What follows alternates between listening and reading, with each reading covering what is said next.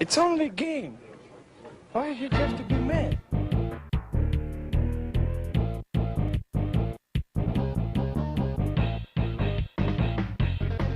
Hello, Puckers, and welcome back to another edition of the Energy Line Podcast, or as I like to call it, the Andrew and Nick Podcast, because we're the only ones that are ever on it. Yeah, we're the penalty kill. Yeah, the PK line, I guess you could call us. Yeah. Yeah, so a lot of things happening this week in the NHL. Price going down with another injury, probably the same injury. Yakupov getting injured. A lot of questionable calls that the refs may or may not have made. A couple people coming back, and Bernier being Bernier. But we'll get straight into it with Carey Price. Once again, going on the injury reserve, 6 weeks or more. You said it was his knee. I still think it's his groin. Yeah, it's either one or the other. It looked more like it was his knee buckling over in the game against the New York Rangers on Wednesday. Obviously, Price going out for this long, that's going to be a real test for the Canadians, who are going to be rolling the tandem of Michael Condon and Zachary Fucale for the next 6 weeks. Tokarski, man. No, Tokarski got sent down. Fucale, yeah, but it's a conditioning stint. Oh, you think so? Yeah, is that what they said? Yeah, they're sending him down to play like a couple games, and they're going to call him up so he's ready to go. Okay. There's no way they're putting Fucale's like 19? 19 or 20, yeah. Yeah, they're definitely going to go Tokarski over Fucale. That'd be insane if they put Fucale in. It'd be cool, but who knows? Yeah, it'd be cool. Might happen.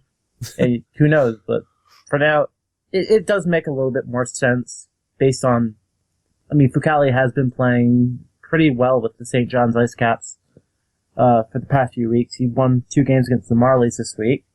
But yeah, this is the second major injury for Montreal in the past 2 weeks. Of course, the week before, they lost Brendan Gallagher. Yeah. And now they lose Carey Price. And it's not even like a Ranger player injured him. He slid across and immediately he collapsed on the ice. And you knew something was wrong then. I heard it's still the same injury from the first time. And it was because he stepped on a puck at practice. And usually when you step on a puck, your legs spread apart. So I'm still saying it's groin. That's my reasoning about it. But, 6 weeks, they were able to do it. He was at what, like 2 weeks the first time? 2.5 weeks. 2.5 weeks, yeah. So, they were able to hold on. Condon was a big piece in that. He helped them out. But 6 weeks with 2, we'll say, Condon, yeah, sure, backup goalie. Tokarski's an AHL starter, we'll say for now, because he hasn't really shown himself to be a legit backup goalie. That's why Condon took his spot. Yeah. 6 weeks. Price won't be there for the Winter Classic, which sucks. I wanted to have like legit roster versus roster, no big injuries, but it doesn't look like we're going to get that. I don't know. I don't know if the Canadian, I still think they're going to do well. I don't think they're going to lose 90% of their games. I still think they'll probably go 60-40, but I wouldn't be surprised if they fall a bit, maybe down to third in the Atlantic. Yeah, I do definitely think they'll falter. They have a very sizable gap between them and the Senators right now. They'd have to lose a lot of games, and the Senators would have to win a lot of games for them to catch up. And of course, the Bruins are right behind them too, the Senators.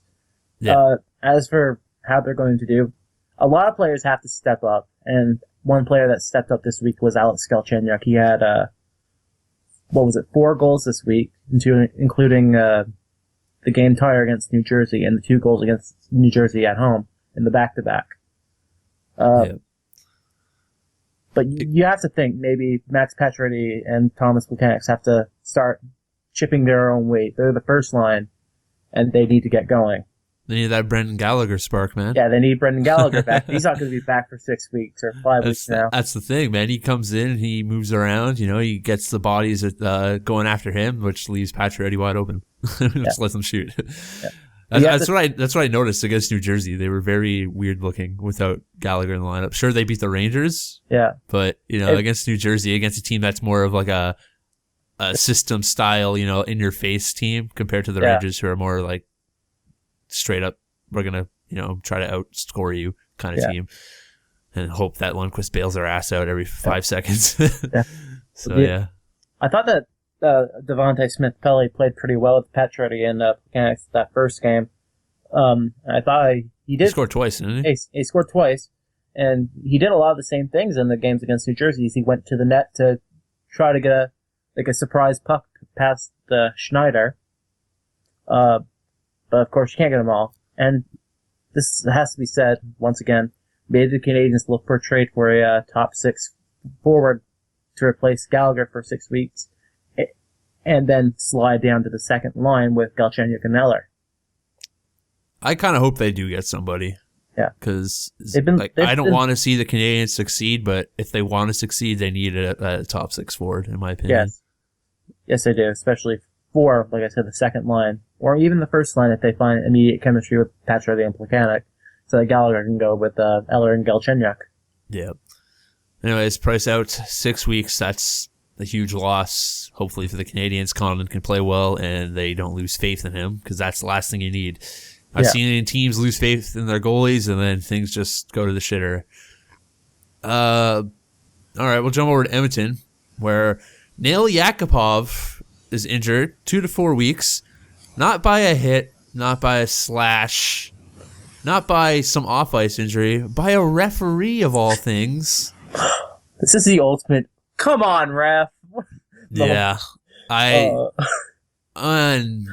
just unacceptable what the ref does.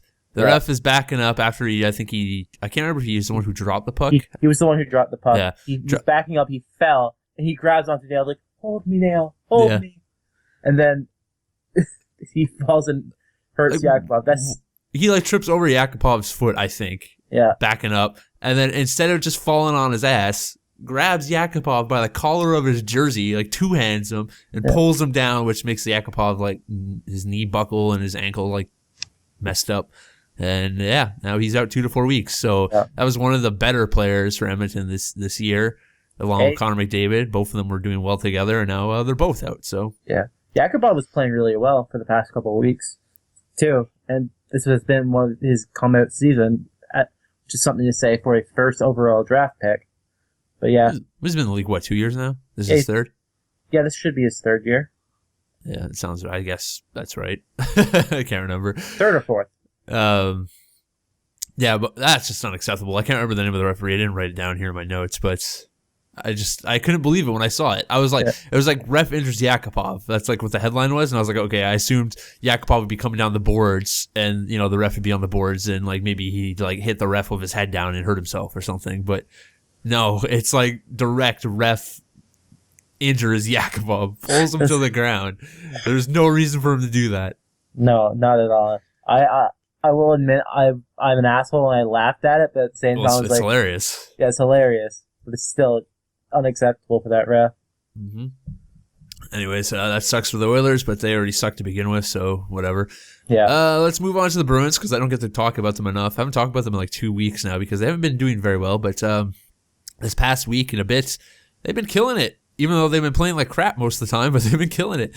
They had a huge comeback win against the Wings, which they had no reason of winning that game. They got outplayed all game. They scored their first goal in 5 minutes, as they usually do, and they just decided to coast. And the Wings outshot them, I think 30-something to 16, maybe 12. It was something like that. I remember they had 9 shots in the first period, and then they finished with 5 more shots the next, the rest of the game. It was ridiculous. But, the Bruins were down, I think it was 2-1, if I recall correctly. They managed to score with the last minute in the game. They get a big bomb from Colin Miller, who ties the game. And then they go to OT, and Colin Miller once again takes a huge slap shot, goes off of Frank Petrano's stick, and they win the game. And it was the funniest thing. I don't know if you saw this, Nick, but after the game, the Wings were all just standing there at the bench they couldn't believe what just happened. I've never seen it. Usually playoff games, say you lose in overtime, they're all just standing there dumbfounded. They have to bench their heads down or whatever. That's how it was. Usually regular season overtime losses, you get scored on, everyone storms down the tunnel because they're angry, Yeah. But everyone was just standing there looking with their hands up in the air, what happened? How did we lose? And they should have won. There was no reason for the Bruins to win that game. Well, yeah, if you're out shooting your opponent, you're out playing your opponents the way that you said the Wings were doing against the Bruins. Then of course you're going to be dumbfounded. How the hell did we choke this? They didn't even choke it. They just the hockey gods decided to have a laugh, I guess, that night. Yeah. They're like, oh, let's get the Bruins a win. Colin Miller is a thing of beauty. I love that guy. Yeah. Like, Hamilton sucked to lose Hamilton, but this guy's Stepping up. Yeah, he's really good, especially with the comeback of Seidenberg. Now we have Trotman and Chara and Seidenberg and Miller, and both those guys are young defensemen with big veteran defensemen. So it's a much better decor than the start of the season where everyone was running around with their heads cut off. So hopefully everyone can stay healthy on the back end. But yeah, they beat the Wings. They have a back-to-back with the Leafs, which is, I guess you can't really call it a laughing matter anymore. They play hard every game. The first game, the Bruins pretty much dominated the Leafs. The second game, the Leafs pretty much dominated the Bruins, obviously. But the Bruins come out with both wins. Then they go to face the Rangers, which was the hardest test. I think it was 2 days after Montreal won. I can't remember. That sounds right. They face the Rangers, and Beleskey absolutely destroys Derek Stepan. A lot of people saying it was a dirty cheap shot. It was too late. It actually wasn't late, as I said to many people. It's 0.8 seconds after the puck is released that you're allowed to hit someone. He hit him at 0.7. So suck on that, Rangers fans. It sucks that Stepan obviously has broken ribs, but maybe you shouldn't be admiring your pass. And keep your head up, kid. Simple as that, as Don Cherry said. 4 to 6 weeks for Stepan, but the Bruins also win that game against the Rangers. And another amazing comeback. Down a couple goals, they come back, they win it before overtime, which is the best thing in the world. Yeah. Just shocking Lundqvist. Yeah, well, Lundqvist must be having a terrible, terrible week, because I'll say this. Montreal completely skated circles around the Rangers last week on Wednesday. I was about to ask, how did the Bruins look against the Rangers? It was an all right look. They started off well as usual, pretty poopy second period. Halfway through the third, they decided to play again, and then once they got, I can't remember who scored the goal. They got a goal, and then a power play goal, and then they just dominated the rest of the game from there, and then took the win. But they didn't look. Lundqvist looked amazing. He made some, like, the Bruins should have won by a couple of goals, but Lundqvist made some absolute, like, robbery saves. Yeah, that's what I thought on Wednesday too, but the Rangers themselves were not doing anything to help their goaltender. And Lundqvist actually got pulled in the game against Montreal on Wednesday. Yeah, well, that's the Rangers. A lot of talent, but a lot of, like, I don't even know, like, lazy players, I guess you could call them. Yeah.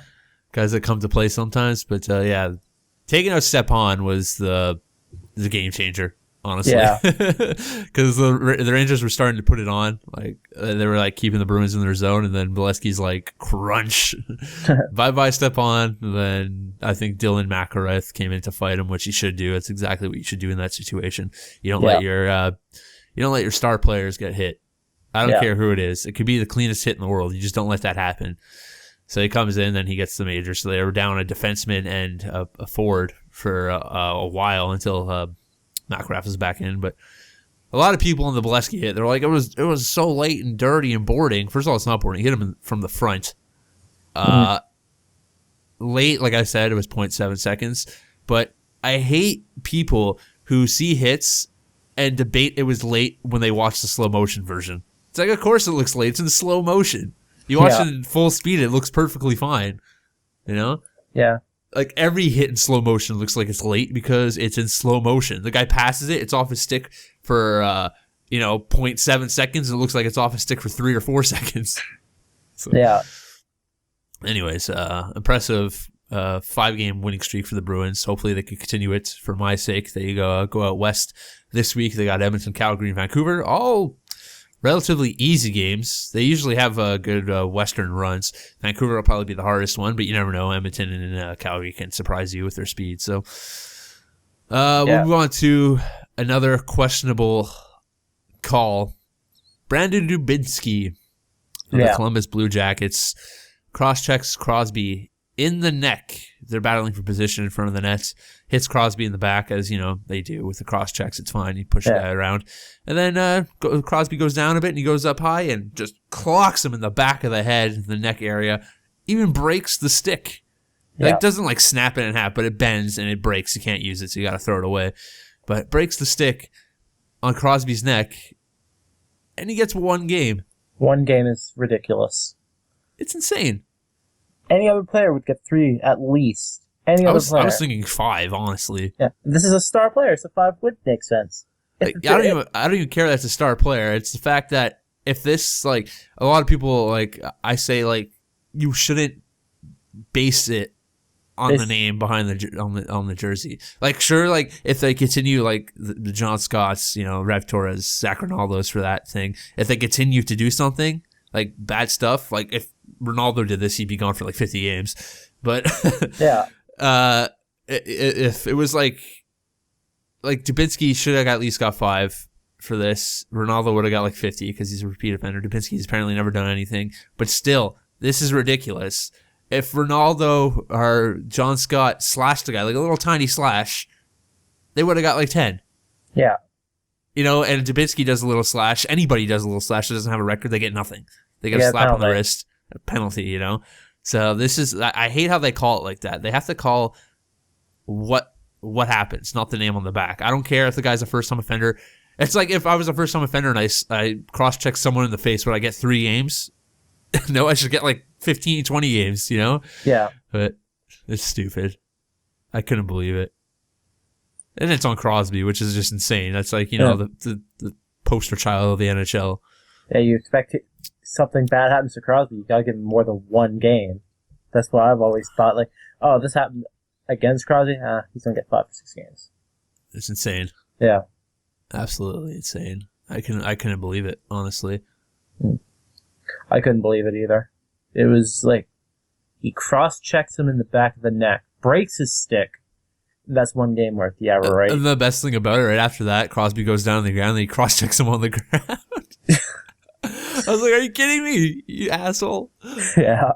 It was funny, though. Yeah, so I couldn't believe it. I think they got like a 2-minute power play out of it, too, which should have been a 5 and a game, but whatever. Yeah. But Crosby still can't get it going, so what else is new? Maybe that's why. Maybe because he wasn't getting points, they're just like, whatever. Yeah, whatever. Forget Crosby. Yeah. The poster boy could be Patrick Kane now. Yeah. Move on. Minnesota getting their assistant captain back, Zach Parise, however you say it. He's back, so that's good news for them. He's been gone for a while. He was tearing it up at the beginning of the season, scoring goals left and right. So hopefully, and Minnesota was in my top 5 usually in that point, and they kind of fallen out now. But Parise is back. Maybe they could. Not like they've been playing bad at all, but they haven't been playing as good as they probably could be. Yeah, Parise back in the lineup. Yeah, I mean, they have the best goaltender in the world in Devin Dubnyk. Haha, inside jokes. But yeah, getting Parise back is really nice for them. Devin Dubnyk is the best goalie in the world. Clearly, he's the best goaltender in the world. Ever since he was on Edmonton, he was the best goalie in the world. Exactly. My favorite thing was when he got traded from Edmonton to wherever the hell he went, and then he went to Montreal. I think it was Nashville, right? Yeah, it was Nashville. Yeah. Yeah, he goes to Montreal, and they did, I think it was that, I can't remember if it was at the trade deadline or if it was a free agent pickup or whatever like that, but they did like an interview with him on TSN, and he was like, yeah, I'm really excited to, get another chance, play for Montreal. I'm excited to, back up Price, blah, blah, blah. It's going to be really fun. And they sent him down to Hamilton right away, and I was like, oh, poor guy. Yeah, I knew as soon as I saw the trade that this was solely to... It was solely to put someone in Hamilton because Price was injured at the time. It's funny how things change when Devin Dubnyk is worse than Peter Budaj. Yeah. Because that's who your backup was at the time, was Peter Budaj, I believe. So yeah, and then we traded Budaj to the Winnipeg Jets last season. And then they immediately sent him down to St. John's. Like, you son of a bitch. Yeah. I was not pleased with that because I thought he'd play backup goaltender there. It'll be fine. Yeah. Nope. Anyways, Parise is back. It's good news for them. Let's move on to the Leafs because we always like to talk about the Leafs on this podcast, especially when Nick's around. Yeah, because it's funny. Bernier. Let's talk about Jonathan Bernier. Still no wins on the season. What is he, like 0-8 now or something? 0-8-1. That's a little... He has the most games played of any goaltender with 0 wins. All the rest of them are like backup goaltenders or AHL goaltenders coming up to play that 1 game while the starting goaltender is hurt. Nope. Terrible. Absolutely terrible. Like, unbelievably terrible. 0-8-1. And it's not like the Leafs have been doing bad. No, they haven't. They really have not been playing bad. It's just... Bernier sucks. Bernier sucks. Exactly. What else can we say? And here's how bad it is, this looking at Jonathan Bernier. Garrett Sparks comes in, plays his very first game against the Edmonton Oilers this week. First game, he gets a shutout. Yeah. The first Leafs goaltender ever to do that. Yeah. And Jonathan Bernier's like, come on. Yeah, probably. He's like, son of a bitch. What do I got to do? Well, you got to stop the pucks. That's what you got to do. And I was having a conversation with one of my Leafs fan friends. And he said, we got to trade Bernier. It's like, you're not going to trade Bernier. You can't trade Bernier. No one's going to take him. Who's going to look at this and say, I want me some of that Jonathan Bernier? Yeah. No one's going to want him. I trade James Reimer, honestly. Yeah, you trade James Reimer. You try to, it's like, you're winning too much, like what Buffalo did last season with Michael Neuvirth. I'm honestly surprised, like, when we go back in time, you got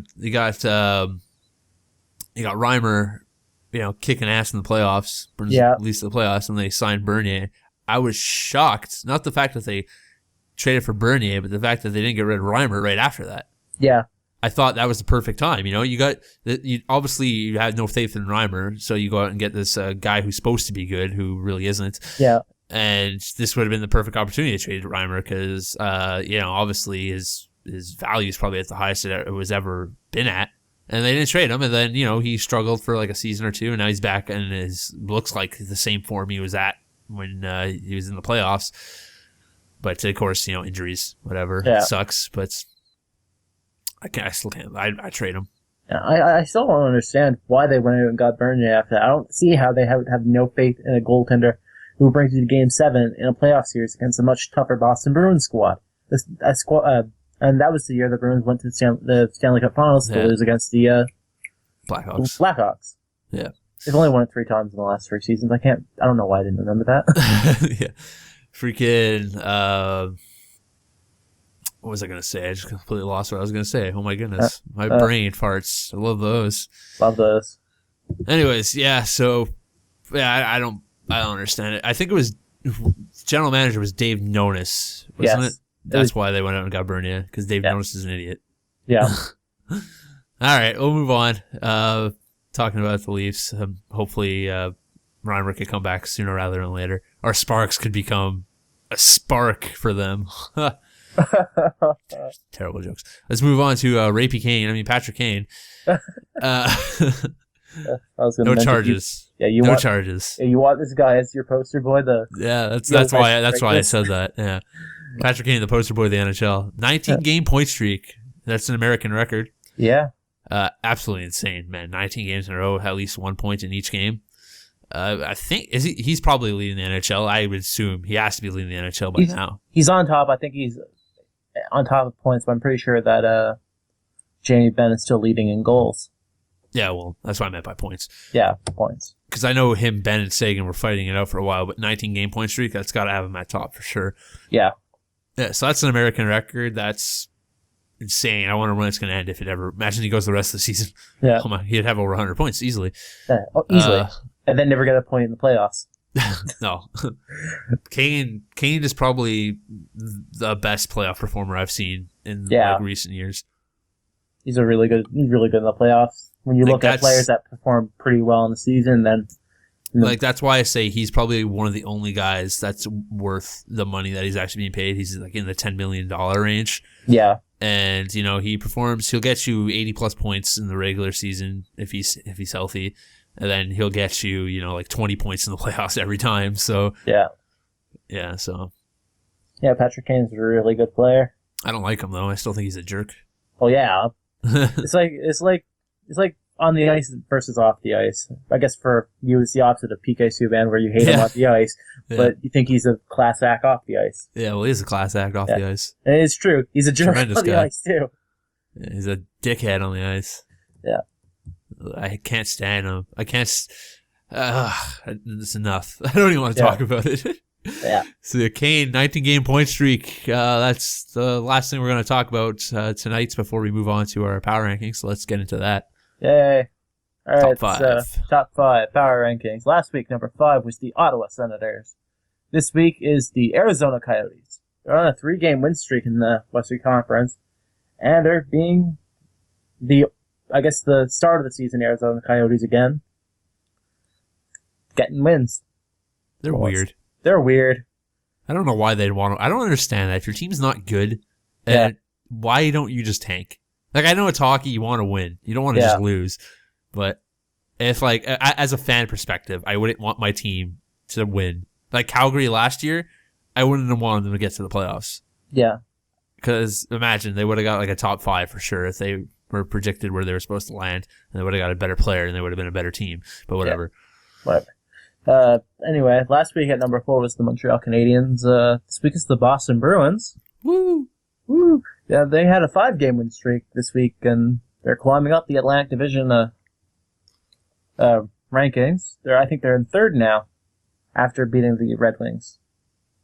I think the Red Wings might have a point over them because they played a game. They might. The Bruins haven't played in a while. They have like 6 days off, so get that bye week. Yeah. Okay, so last week at number 3 was the New York Rangers. This week is the Montreal Canadiens. Boo. Yeah, they lost their starting goaltender, but I thought they played pretty well this week. They absolutely just manhandled the New York Rangers. They came back from behind against the New Jersey Devils, and I guess the Devils kind of did that to them the next night, but they still played well. They're getting players to step up, including Alex Galchenyuk and Sven Andrighetto. And hopefully now they have 6 weeks of no Price. They can prove they're not just Price. I'm looking at all you Leafs fans. Alright, last week was the San Jose Sharks. Like I said last week, they were probably going to fall off. This week is the Dallas Stars. I'm not saying they played bad, but there's another team that this week I thought played better. And that team is the Washington Capitals.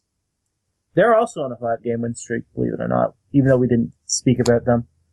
But yeah, 5-game win streak, and now they are on top of the Metropolitan Division over the New York Rangers by 1 point.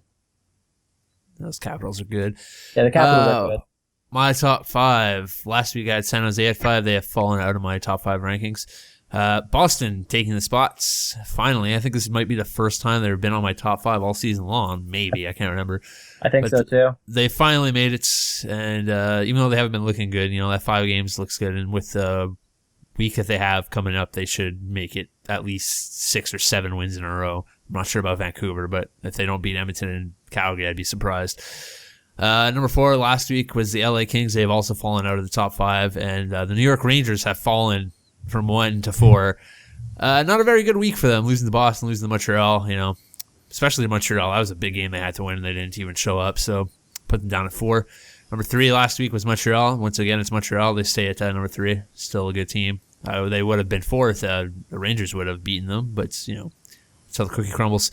Number 2 last week was Dallas. Number 2 this week is the Washington Capitals. Like Nick said, 5-game winning streak. Been very impressive. Number 1 in the Metropolitan Division now. Number 1 last week was the Rangers. Number 1 this week is the Dallas Stars, who moved up from 2 to 1. Looking like the best team in the league. Still don't think they're a playoff team, but we'll see when they get to the playoffs. A lot of firepower, but not a lot of defense. But good enough to be in the top 5, and number 1 in the top 5, I should say. All right, poo-poo rankings. The poo-poo rankings. Oh, joy, oh, joy. Last week at number 5 was the New York Islanders. We have a returning member this week. It's the Columbus Blue Jackets. Even though since they got the John Tortorella as their coach, they've won 10 games. The John Tortorella. The John Tortorella. Because, he's such an asshole.